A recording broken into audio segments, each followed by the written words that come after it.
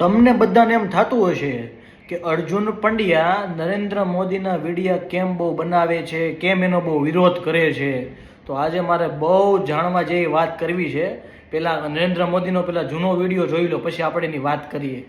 એવી છે ખબર છે બહેનો, કોટન એક્સપોર્ટ કરવો હોય તો વેરો આપવો પડે, પણ મટન એક્સપોર્ટ કરવું હોય તો સબસિડી મળે. બોલો, આ દિલ્હીની સરકાર એવી છે કે માંસ મટન એક્સપોર્ટ કરવા માટે સબસિડી આપે છે, ગાયોની કતલ કરવા માટે સબસિડી આપે છે, ગૌ માંસ વેચવા માટે સબસિડી આપે છે.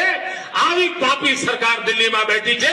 આવી સરકારને ગુજરાતની ધરતી પર બેસવા ન દેવાય. મિત્રો જોયું દોસ્તો નરેન્દ્ર મોદીનો વિડીયો, જ્યારે એ મુખ્યમંત્રી હતા ને અને ભારત દેશના વડાપ્રધાન બનવા હાટું હું બોલતા હતા. તમે જોવો કે બીફના એક્સપોર્ટમાં સબસિડી મળે છે, ગૌ હત્યા વધી રહી છે. ને તમે ગૂગલમાં સર્ચ કરો, 2000ની સાલ પહેલા ભારત દેશ બીફ એક્સપોર્ટ એટલે કે ગૌ હત્યાના એક્સપોર્ટ માટે, માંસ મટન વેચવા માટે કેટલા નંબર ઉપર હતો. 1 થી 10 નંબરમાં આપણો દેશ નહોતો.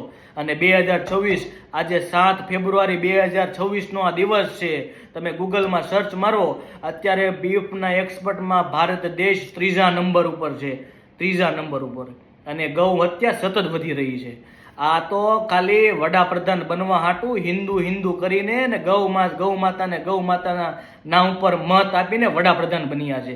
એના માટે અર્જુન પંડ્યા ભારતીય જનતા પાર્ટીનો ને મોદીનો વિરોધ કરે છે.